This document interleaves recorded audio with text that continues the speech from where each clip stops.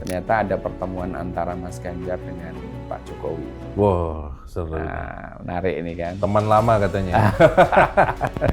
Dan kemudian menetapkan untuk kita impor sekitar 3 juta ton lagi beras dari terutama Vietnam dan Thailand. Soal bantuan langsung beras ini, BLT beras ini, beliau katakan bahwa ini melestarikan kemiskinan. Seharusnya kan jangan kita beri terus. Kalau saya melihat ini pasti 01 dan 03 harus siap-siap dengan manuver Gibran yang pasti akan ofensif lagi seperti kemarin gitu.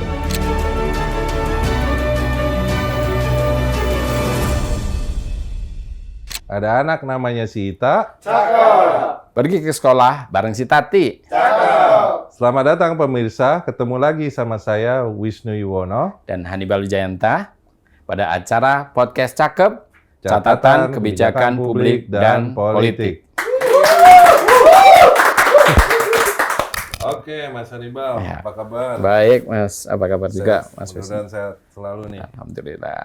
Iya, Sehat ya. dari episode terakhir ini sampai sekarang sepertinya banyak perkembangan terbaru Betul, ya, banyak Mas Hannibal sekali. ya. Ada ulang tahun PDIP, Ya. kemudian Presiden Jokowi berkunjung ke ASEAN, terus terakhir Pak Marwar Sirait, politikus senior di PDIP, tiba-tiba keluar dari PDIP, ya, jadi menarik. Dan kemudian juga Prabowo ya, di mana-mana dia mengklarifikasi ya hal-hal yang dia tidak klarifikasi selama debat ketiga Beban kemarin. yang dia bawa selama debat itu dikeluarkan di mana-mana. Dikeluarkan dia. Ya. Dan yang menarik juga bahwa banyak kampanye yang dilakukan ya post debat, terutama saya lihat dari kubu 02 Mas Hannibal ya. Kan betul. Ya itu tadi ya, bagaimana dia dipotret dianiaya, dibully ya sama Ganjar dan Amin gitu kan. Ganjar dan Anies ya Amin ini. Satu paket. Nah, mungkin insight info dari Mas Hannibal yang terbaru dari perkembangan politik yang tadi saya sebutkan, kira-kira bisa di-share ke spill ke kami nggak? Oke, ada beberapa yang menarik nih. Yang pertama ini baru kemarin nih, ternyata ini kawan-kawan di wartawan istana juga banyak nggak tahu. Ternyata ada pertemuan antara Mas Ganjar dengan Pak Jokowi. Wah, seru. Nah, menarik ini kan. Teman lama katanya. Dan kalau info yang dari kawan di luar, ya ini ada Mas Ganjar pengen update situasi setelah ini akan bagaimana, begitu kan? Oh gitu ya. Nah ini bersamaan dengan Pak Marwarar atau bagaimana? Ya hampir karena yang apa istilahnya ya Mak Comblangnya yang mempertemukannya salah satunya ya Mas Marwarar, Marwarar Bang gitu. Marwarar. Tapi konon sih juga sudah sepengetahuan Mbak Mega. Oh udah sepengetahuan Mbak Mega ya. Oke. Ini menarik gitu kan karena dalam situasi sekarang ini kan mulai muncul ada keinginan untuk pasca putaran pertama ini karena udah sekarang membedakan akan 2 putaran, maka di putaran kedua nanti terjadi koalisi lah antara 01 dengan 03. Iya. Nah, sementara kan kabarnya Pak Jokowi itu agak ya lebih cenderung kalau yang maju ke putaran kedua adalah 02 dan 03.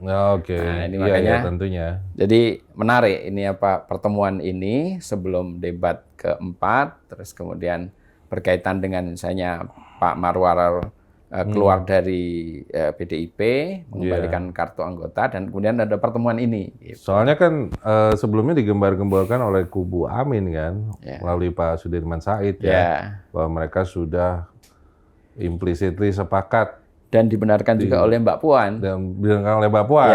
Jadi menarik nih ya. Ya, betul. Bahwa mungkin bisa dibaca sebagai perpecahan di PDIP nih, karena yang satu lebih condong ke kubu Amin, yang satu lebih condong ke kubunya Ganjar ya. Ganjar dan kubu 02 gitu kan. Nah, ini menarik ya untuk di. Ya, memang mungkin karena situasi politik terakhir ini kan kelihatan kalau dari sisi hasil polling itu kan Prabowo masih di peringkat pertama, walaupun angkanya kan berbeda-beda. Kemudian ada yang mengunggulkan yang kedua itu pasangan Anies Muhaimin, sementara yang nomor 3 Mas Ganjar dengan Pak Mahfud. Kemarin ada juga yang mengunggulkan Pak Mahfud duluan dibandingkan Amin gitu kan. Iya. Jadi situasi yang masih belum pasti inilah mungkin yang membuat mereka juga membuka komunikasi. Betul. Oke. Jadi seperti itu. Nah, kemudian kan tadi saya menyebutkan ada kunjungan Pak Jokowi ke negara-negara ASEAN ya. Kira-kira ada inside info nggak terkait kunjungan Presiden Jokowi ke ASEAN? Kalau yang di Filipina kan katanya ketemu dengan Bongbong Junior kan. Nah, ini kan menarik karena Bongbong Junior ini kan yang memakai model kampanye seperti yang dilakukan Mas Bo sekarang ini kan. Menonjolkan joget-joget, gemoy kayak gitu, itu banyak orang yang menduga bahwa ini sebenarnya seperti copy paste lah dari gaya Filipina gitu kan. Nah, tapi seperti apa yang dibicarakan di sana saya enggak dapat informasi. Yang saya sempat dengar itu kalau di Vietnam itu kan kita berencana untuk mengimpor beras kan sudah juga cukup lama disiapkan dari Vietnam dan juga Thailand gitu kan.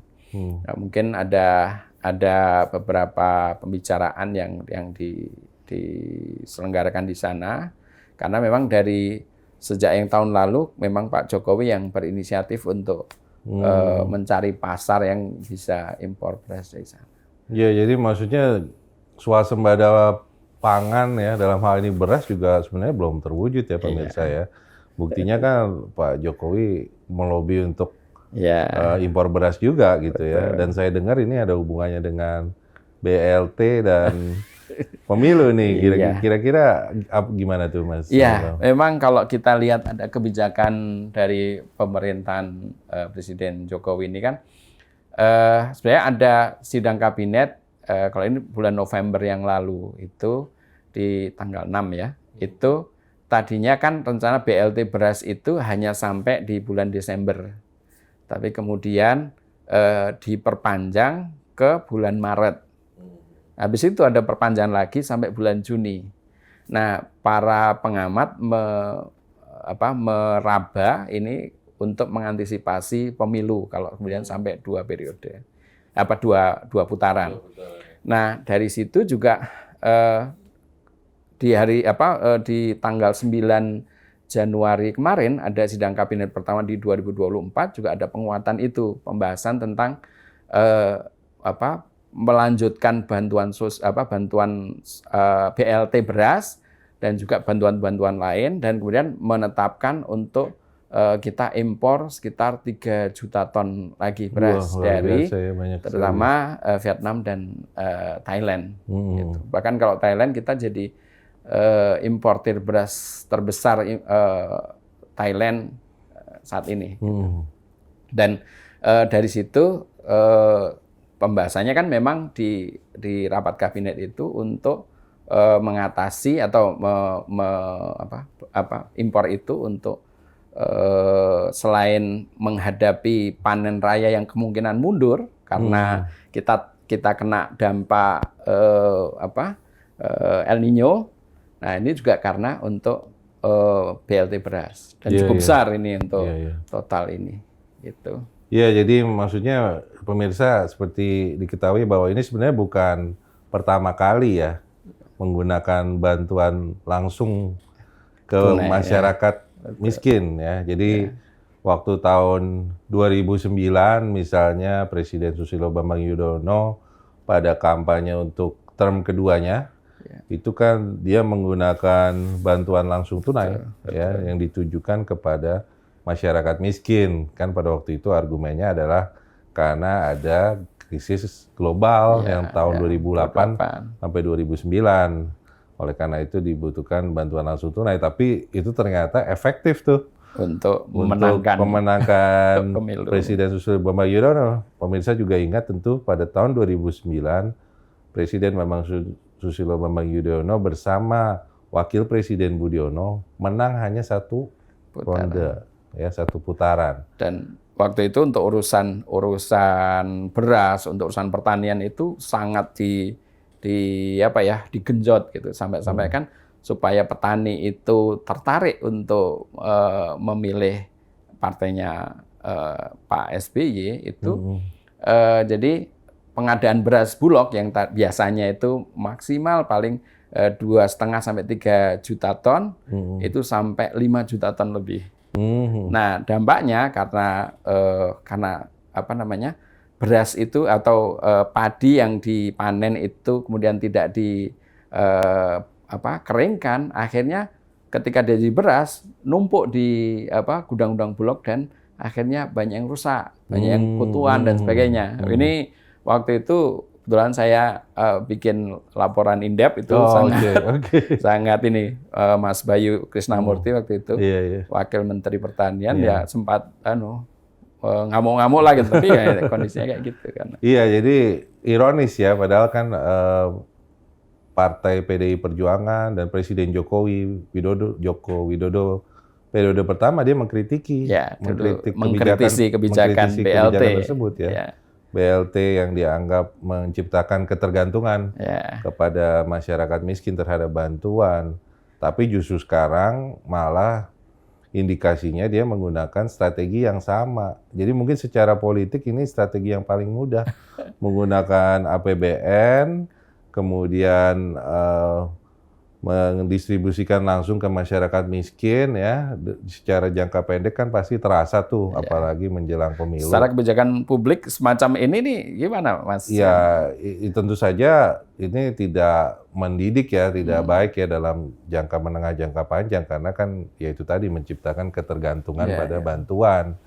Yang idealnya adalah bagaimana menciptakan kapasitas dan kemampuan masyarakat untuk menciptakan pendapatan sendiri, misalnya melalui program kewirausahaan yang sukses yang harusnya udah dibina 5 tahun sebelumnya, karena kan ini periode kedua Presiden Joko Widodo ya. Jadi kalau dia berargumen bahwa masyarakat miskin masih membutuhkan bantuan, ini kan berarti menunjukkan kegagalan Presiden Jokowi untuk meningkatkan income dari masyarakat secara organik gitu, tanpa perlu bantuan pemerintah. Yang menarik sekarang ini yang justru yang mengkritik Pak Wakil Presiden kita, Pak Ma'ruf Amin. Gimana tuh Mas? Berapa kali statement itu soal bantuan langsung beras ini, BLT beras ini, beliau katakan bahwa ini melestarikan kemiskinan. Seharusnya kan jangan kita beri terus, tapi harus ada kita saya diberi pancing lah, dikasih supaya mereka bisa berusaha, supaya tidak menggantungkan diri pada bantuan tunai langsung, apakah itu bentuk beras atau bansos-bansos yang lain. Gitu. Menarik ini, justru Pak Ma'ruf berpendapat lain ini sekarang. Mungkin kita bisa baca bahwa ada perpecahan ya antara Presiden Joko Widodo dan Wakil Presiden Ma'ruf Amin ya. Cuman perlu dicatat bahwa Presiden Ma'ruf Amin ini kan secara politik mungkin tidak kokoh ya, tidak kuat seperti Wakil Presiden Budiono yang tidak punya partai gitu kan. Kalau misalnya Wakil Presidennya seperti Pak Yusuf Kalla, tapi Yusuf Kalla yang periode pertama ya, itu kan dia merupakan ketua partai gitu. Jadi mungkin secara wacana menarik, tapi secara politik menurut saya sih tidak terlalu berpengaruh ya, karena pada akhirnya kan presiden yang mempunyai otoritas. Betul. Ya. Nah ini yang menarik kalau tadi disinggung Pak JK itu kan awalnya kan Pak JK ketika dia berdua dengan Pak Jokowi ini kan dia pengennya seperti ketika zaman dengan Pak SBY, dia pegang di sisi ekonomi.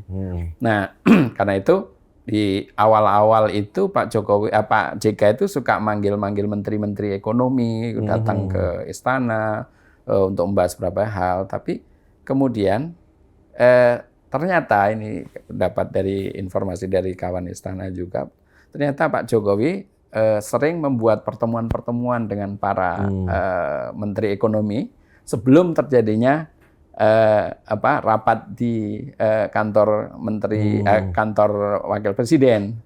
Sehingga ketika yang rapat di kantor wakil presiden ya bukan yang penentu kebijakan, dirjen kah atau wakil menteri, sehingga ya enggak bisa efektif. Ya itu akhirnya Pak JK kan sempat sebenarnya meluapkan ya kejengkelannya gitu juga. Gitu loh.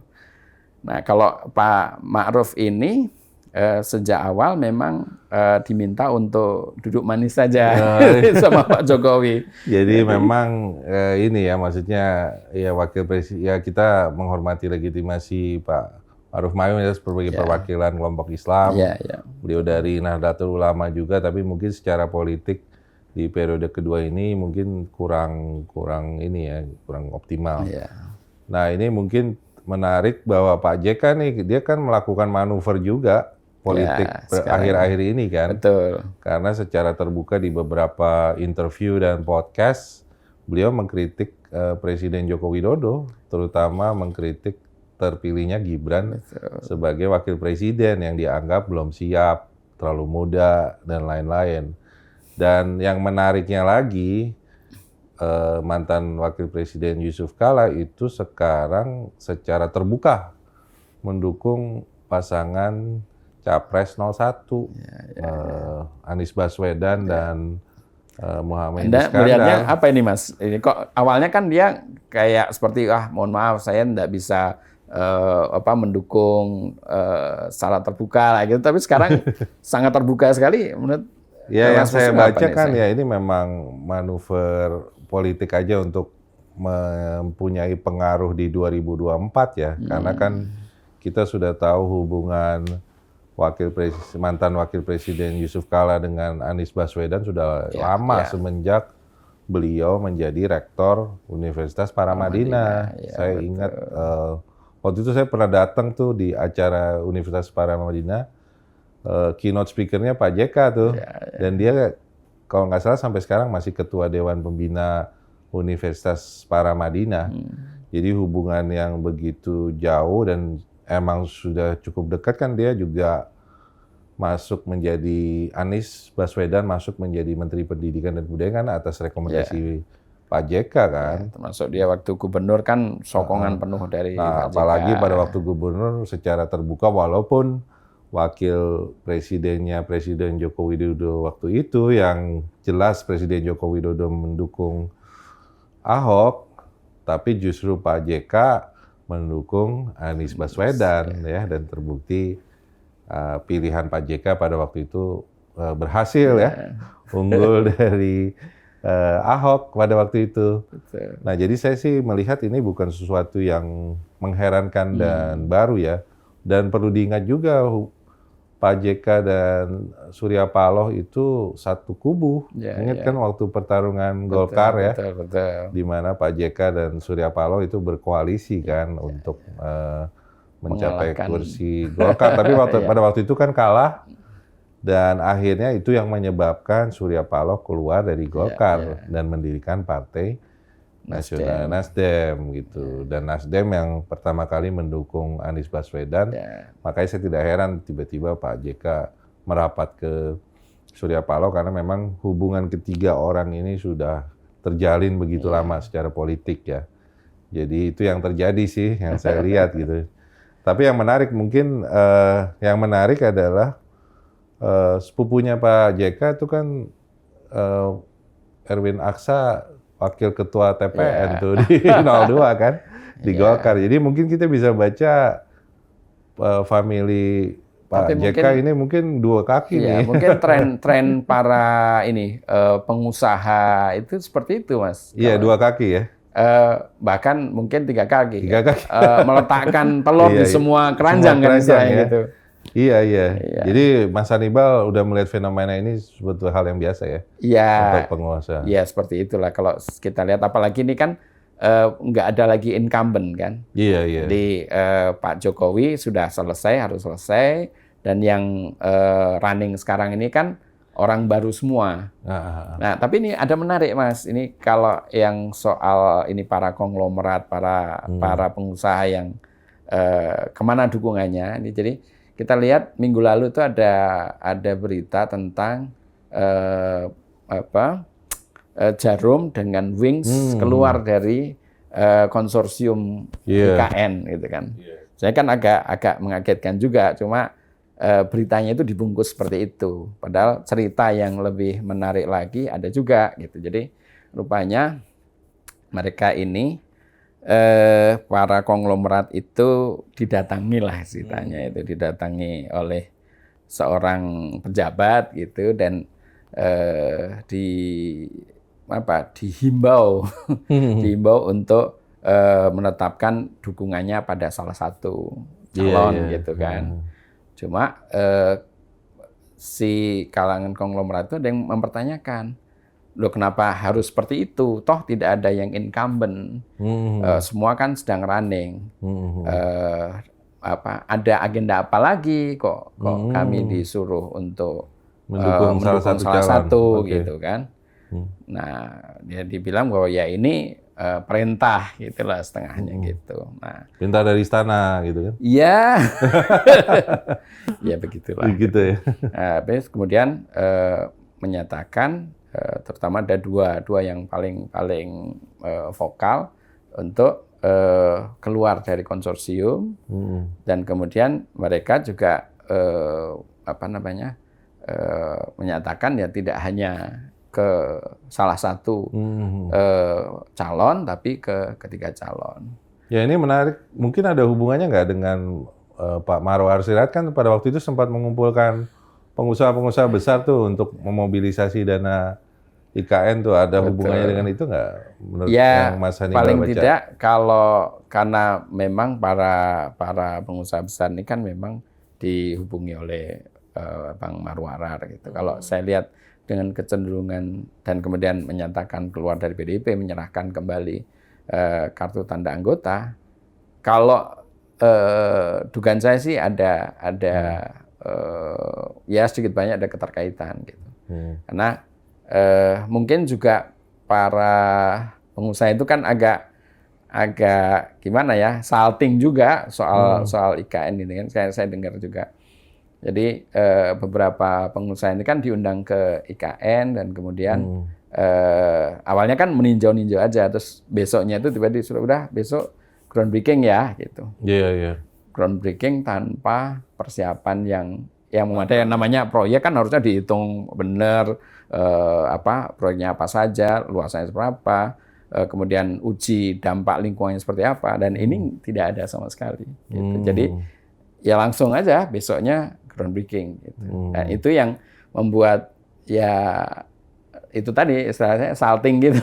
Iya. Kalau dibilang enggak nanti gimana? Kalau iya ya rencanaannya seperti apa misalnya?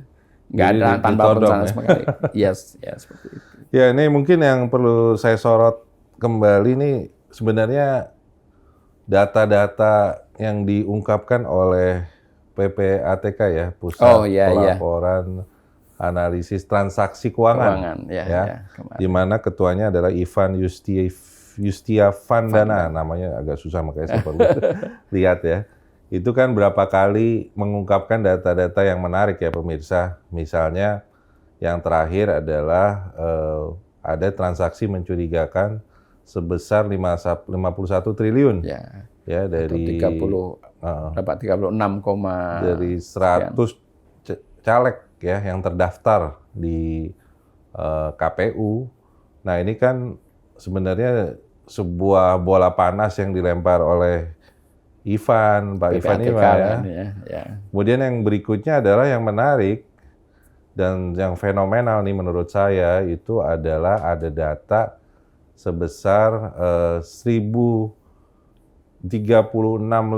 berapa persen gitu ya dana proyek strategis nasional tahun 2023 yang sudah terrealisasi.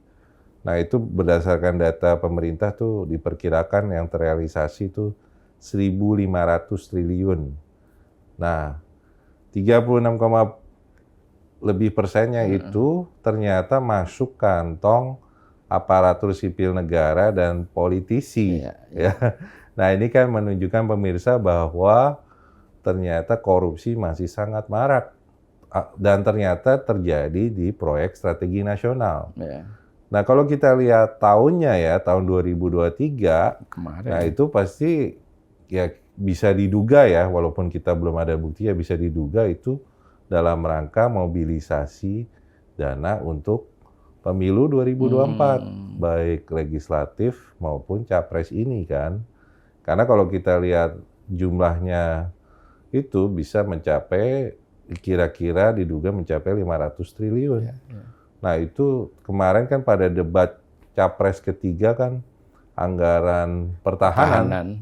Itu kan 700 triliun ya selama 4 tahun ya. Kurun waktu 4 tahun ini dalam 1 tahun terkumpul 500 triliun ya. Jadi ini jumlah fenomenal yang ternyata diduga untuk mobilisasi dana pemilu. Itu harus dibahas nggak tuh Mas? Besok ini kan menyangkut juga soal korupsi juga nggak nih? Sayangnya udah dibahas di debat pertama ya. Iya. Tapi saya mengangkat ini karena ini kan sebuah sebenarnya ini fenomena yang umum ya dan terjadi setiap pemilu ya. Jadi kalau kita lihat di pemilu ini bukan hal yang baru, Mas Anibal. Iya. Karena ya itu tadi tujuan dari dana yang di belakang layar ini, dan saya yakin itu pasti tidak masuk APBN atau sistem negara itu ya supaya istilahnya, kalau istilah ilmu politik tuh membentuk patronase ekonomi. Jadi dana patronase ekonomi ini ya antara politisi, pejabat ASN, kemudian semua tokoh figur yang influential yang tidak masuk dalam sistem. Nah tentu saja kan kalau masuk dalam APBN itu kan pasti akan masuk radar dan bisa diaudit oleh BPKP sebagai audit internal atau BPK sebagai audit eksternal kan. Tapi ini ternyata kan jumlahnya dari data PPATK kan terbukti ya. Cuman ya itu tadi. Kenapa tidak ada tidak pernah ada follow up, tidak pernah ada tindak lanjut. Malah justru kemarin ini ketua PPATK itu didoxing, dia dibongkar misalnya dia belum LHKPN-nya belum dilaporkan, terus kemudian padahal dia punya mobil mewah ABCD, bahkan termasuk dia punya ya urusan rumah tangga kan juga dibongkar juga gitu. Jadi ini kayaknya banyak yang tersentuh anunya. Oh iya, sangat tersentuh sekali Mas Hannibal. Jadi kan yang saya lihat bola panas yang coba dilempar oleh ketua PPATK ini nggak bersambut. Karena ya itu tadi tidak ada aparat penegak hukum yang menindaklanjuti. Kan harusnya kalau dalam sistem sekarang kan dilaporkan ke Bawaslu. Tapi sebenarnya Pak Ivan sudah melaporkan tuh ke aparat penegak hukum, katanya ke KPK, ke jaksa dan ke polisi.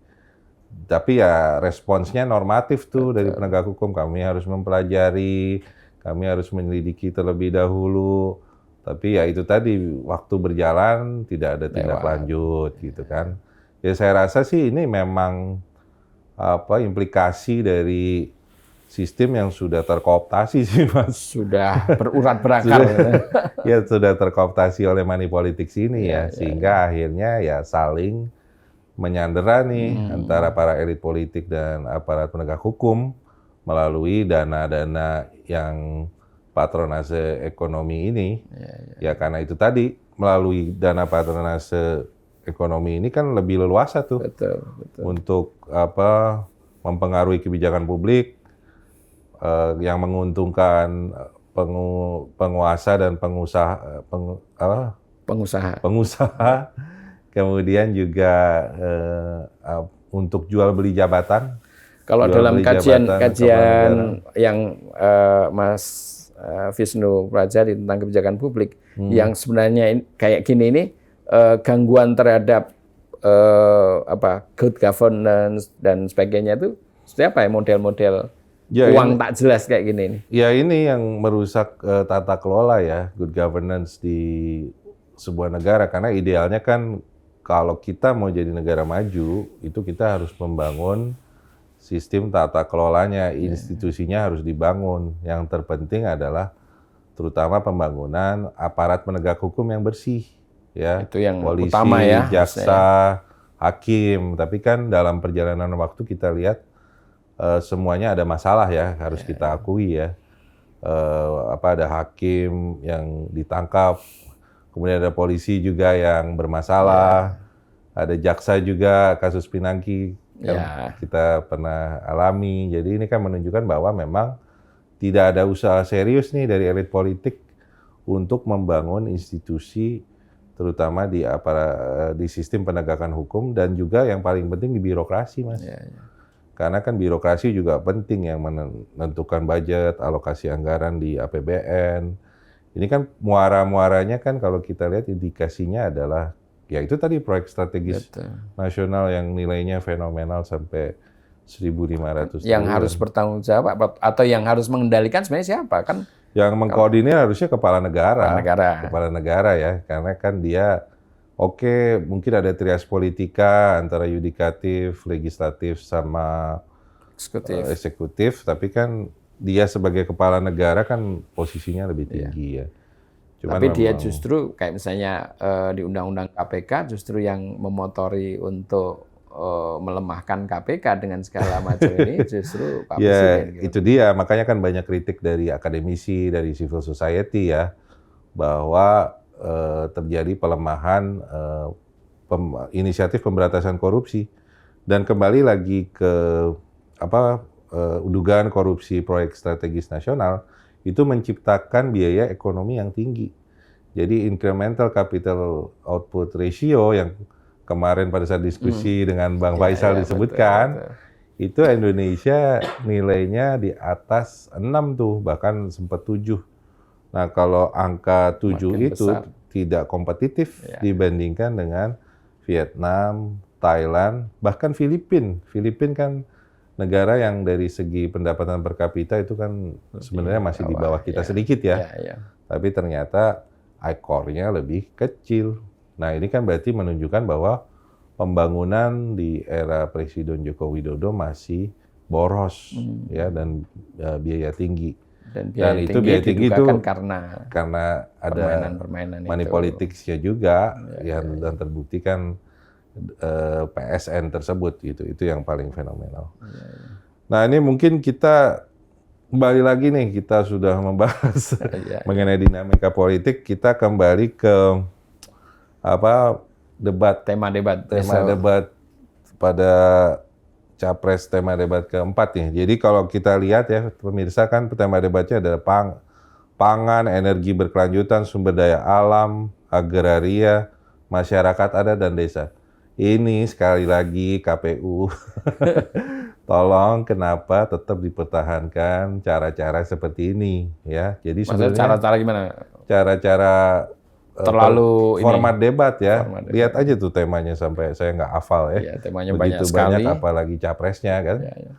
Jadi ini tentu saja sangat tidak efisien ya. Dan ini sebenarnya sudah dikritik oleh tim pemenangan 03 tuh, Pak Andi Wijayanto kan menyarankan seperti yang saya sarankan tuh, bahwa format debatnya bisa 15 menit presentasi kemudian diskusi. Bahkan Presiden Joko Widodo sendiri kan juga mengkritik ya format debatnya ini ya, walaupun mungkin lebih ditonjolkan kepada terlalu personal.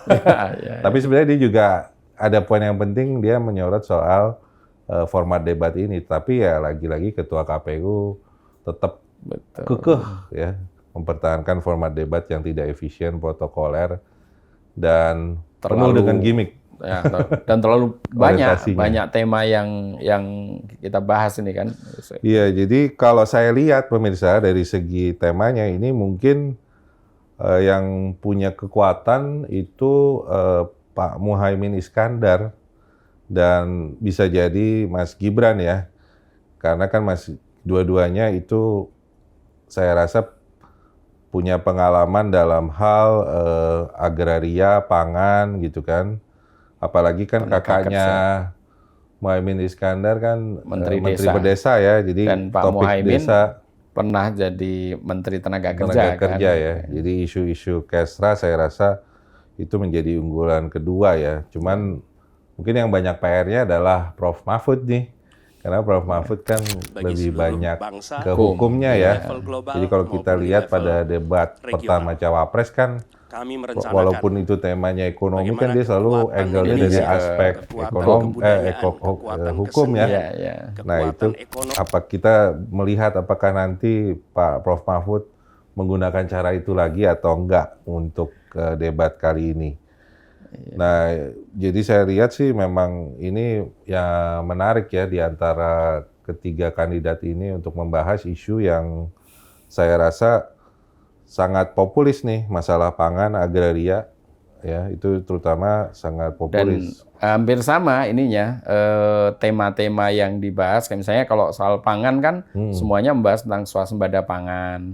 Nah, tapi swasembada pangan akan ditempuh seperti apa, ini kan juga menarik juga kan. Iya. Apakah seperti yang terjadi kemarin, swasembada pangan, kita katanya sudah dapat pengakuan dari IRI, bahwa kita sudah swasembada, dapat plakat dan sebagainya. Ternyata ketika dikonfirmasi di DPR, ternyata ya belum gitu kan. Oh gitu ya? Dan jadi kayak apa ya, pencitraan gitu. Iya, jadi terbukti memang belum swasembada pangan ya, bahkan ya belum ya. Masih impor terus gitu. Dan kita juga dalam urusan pangan itu kan data-data yang dipakai masih data yang lama.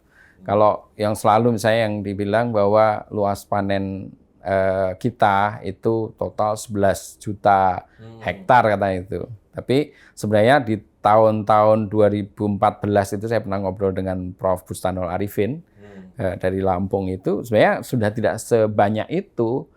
Paling hanya sekitar 7,5 juta hektar luasannya gitu. Nah, karena itu bukan hal yang mustahil atau bukan hal yang aneh kalau sampai sekarang ini kita swasembada pangan makin jauh karena ya luasannya makin sempit sawah kita.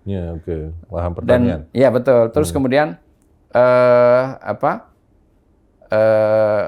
laju konversi lahan itu yang dipakai selalu kan angka lama, misalnya 10.000 meter persegi per tahun gitu kan. Itu sudah data lama, itu data itu muncul sekitar 2005-an lah gitu.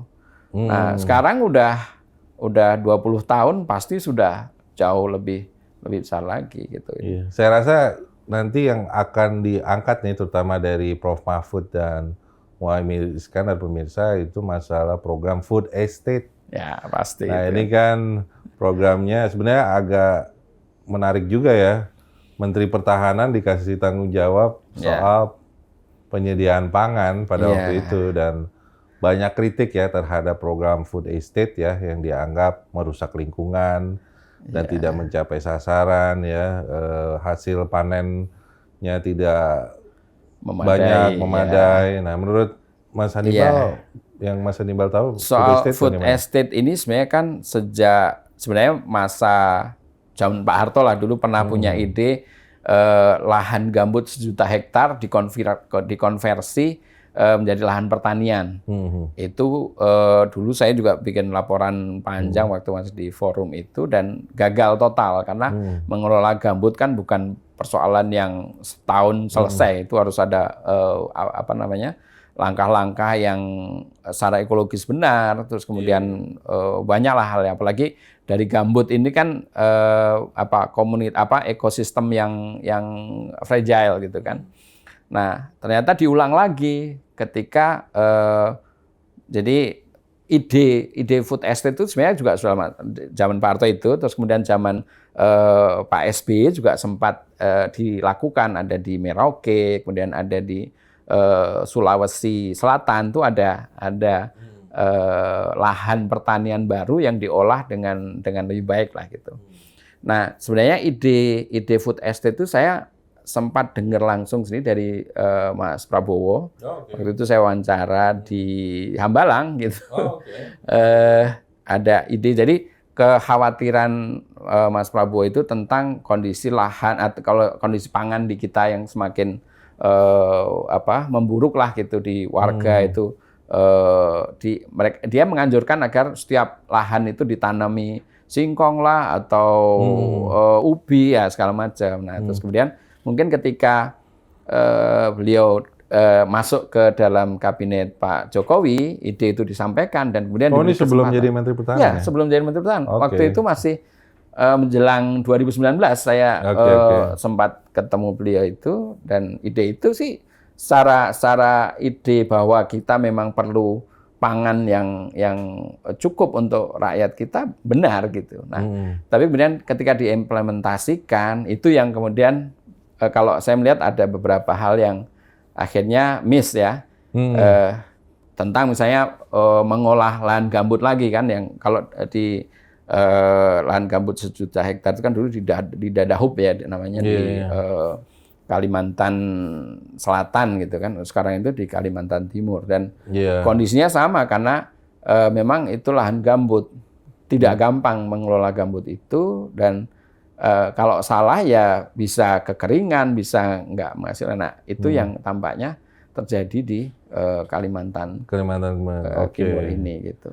Iya, saya rasa itu bakal jadi amunisi dari Prof. Mahfud dan Pak Muhaimin Iskandar ya untuk menyerang Mas Gibran nih. Tapi kita punya nyali nggak mereka berdua? Takutnya kayak kemarin Mas Ewo ya. Kan harusnya bisa lebih lepas ya sekarang kan. Karena kan ini sama-sama calon wakil presiden harusnya setara ya. Nah, kemudian juga kalau kita lihat juga terkait dengan ekonomi budidaya laut nih, kan terkait dengan lingkungan juga ya. Nah, ini kan pemerintah begitu menggembar-gemborkan blue economy. Cuman sepertinya belum terlalu banyak yang ini ya, bisa kita lihat lagi ya. Balik lagi, misalnya tadi budidaya laut kan juga perlu effort, perlu peralatan juga. Nah, perlu misalnya ini kasus kita banyak yang ekspor benih ini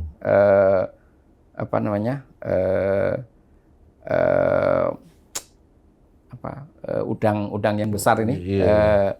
Lobster itu kan sebenarnya karena kita memang belum bisa membudidayakan dengan teknologi yang kita punya. Gitu. Jadi pembesaran alam gitu kan. Kalau ada, saya kebetulan dari teknologi kelautan IPB.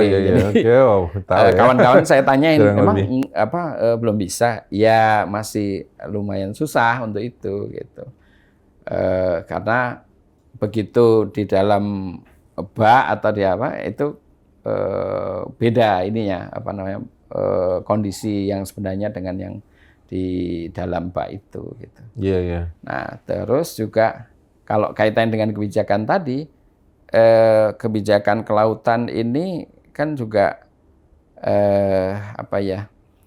kalau yang di periode pertama justru malah ditekankan kan tentang bagaimana kita fokusnya ke maritim.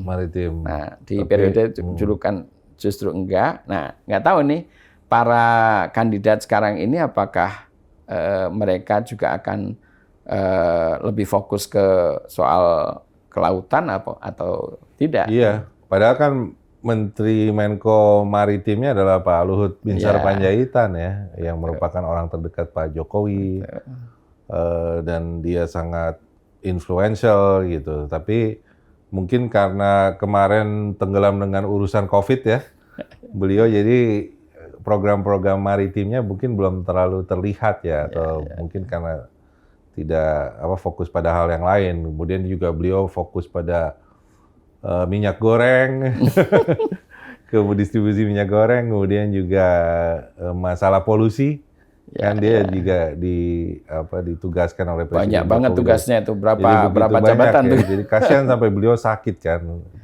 dan akhirnya sampai harus dirawat di Singapura gitu. Jadi saya rasa ini mungkin jadi pertanyaan juga bagi para kandidat paslon 01 dan 03 nih. terkait dengan program tersebut. Dan mungkin yang ini reformasi agraria, Mas Hannibal. Ini kan Pak Presiden Jokowi, pemirsa kan seperti yang kita ketahui, dia salah satu program populisnya adalah menyebar sertifikat tanah tuh ke masyarakat kan.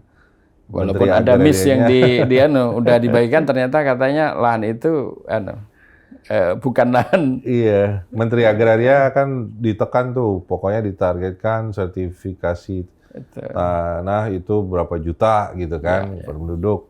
Nah, menurut Mas Hannibal, info yang didapat program sertifikasi tanah itu bagaimana tuh? Cukup efektif atau enggak? Sebenarnya kalau dilaksanakan dengan baik itu ya itu kan harapan masyarakat kita ya, bahwa mereka punya kepemilikan yang jelas, terus kemudian bagi pemerintah juga kan bisa diambil pajak bumi bangunannya juga bisa lebih bisa diambil gitu. Walaupun sebenarnya kalau saya mendapatkan cerita juga itu tadi kayak di beberapa tempat ternyata lahan yang sudah dibagikan itu ya dimiliki oleh orang lain yang sudah punya hak juga gitu kan, kayak seperti yang di Banten kemarin itu gitu. Iya. Dan juga yang terpenting soal agraria ini kan, kita ini lahan di seluruh Indonesia itu banyak yang dimiliki oleh hanya sebagian orang saja, segelintir konglomerat lah gitu. Misalnya Jakarta ini tanah-tanah kosong ternyata punya pengusaha-pengusaha tertentu gitu saja. Gitu ya. Ini yang ya apakah bisa redistribusi lahan itu bisa berjalan dengan baik dan dimiliki oleh warga yang seperti itu. Kemudian isu yang aktual dan isu terkini itu terkait dengan polusi ya. Polusi udara nih kan, seperti yang kita ketahui berapa kali Jakarta kan udaranya sangat polusi karena salah satunya disorot, dikritik adalah pembangunan banyak pabrik-pabrik ya di sekitar Jabodetabek. Dan juga pembangkit dengan bahan bakar coal ya.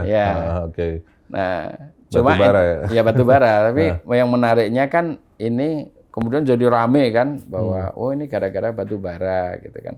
Padahal kan yang pembangkit batu bara itu kan mereka baru dibikin kan yang sekitar kita ini. Dan ada tendensi bahwa kan kita juga ada di G20 lah, itu katanya kan mereduksi bahkan mengenolkan bahan bakar fosil itu kan. Nah, ini baru dibangun dan dimiliki oleh atau disponsori oleh pengusaha atau mantan penguasa tentu. Itu kan jadi kok ada kesannya ini untuk mengganti, tiba-tiba digantikan yang baru lagi gitu. Semacam ada tendensi politik juga gitu. Iya, jadi kan itu juga Presiden Jokowi dan Menteri Luhut pada waktu itu kan menyarankan bahwa perlu ditingkatkan public transportation, masyarakat, kemudian PNS disuruh kerja work from home. Nah, itu kan salah satu upaya dari pemerintah pusat untuk mereduksi polusi, tapi sepertinya kurang efektif ya. Karena kan kendaraan listrik juga walaupun sudah disosialisasikan, coba dipromosikan gitu kan, kurang kurang sudah banyak. Dikasih subsidi segala macam kan dikasih subsidi karena memang pada akhirnya harganya masih terlalu mahal. Itu bisa dibeli oleh kelompok masyarakat atas, bukan kelompok masyarakat menengah bawah. Dan memang pada akhirnya kurang efektif ya dalam mengurangi polusi. Nah, ini mungkin nanti akan menjadi tema perdebatan menarik nih di antara ketiga kandidat terkait dengan lingkungan gitu. Lingkungan, polusi dan juga masalah alternatif energi kan. Kita masih menggunakan sumber daya alam minyak dan gas gitu. Apakah ada sumber daya energi alternatif yang bisa kita gunakan nantinya untuk menggantikan pendapatan dari sumber daya alam dan gas gitu kan. Ya, kalau menurut saya kalau sampai sejauh ini sampai 5 tahun ke depan sih kayaknya sih ya kita masih harus tetap tergantung dengan bahan bakar fosil ya. Apakah itu yang tadi batu bara atau juga minyak bumi, bensin dan sebagainya.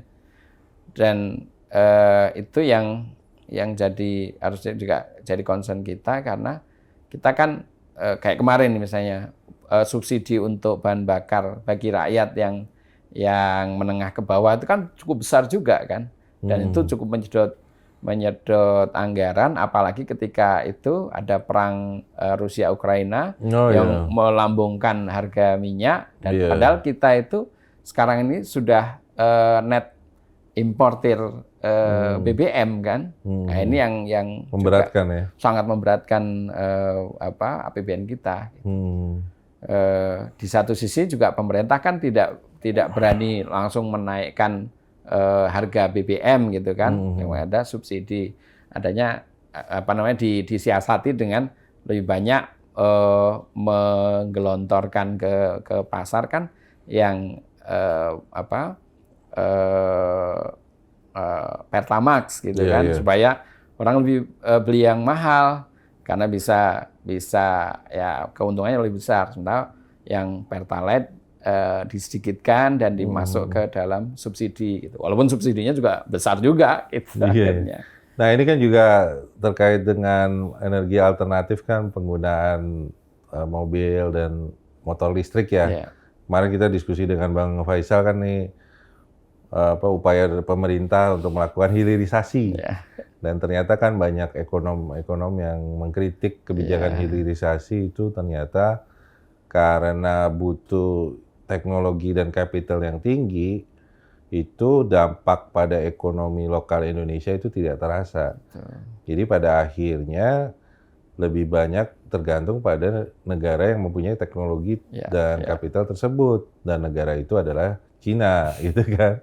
Dan akhirnya banyak ekonom yang mengkritik, termasuk Bang Faisal kemarin, ya nilai tambahnya itu lebih banyak kembali ke Cina gitu. Dan belum lagi dari segi sumber daya alam kan, nikel ini ternyata kan diperkirakan oleh Bang Faisal pada waktu itu 6-11 tahun. Nah, berarti kan kalau nikelnya nanti habis, pada akhirnya nanti kita harus mengimpor dari negara lain lagi.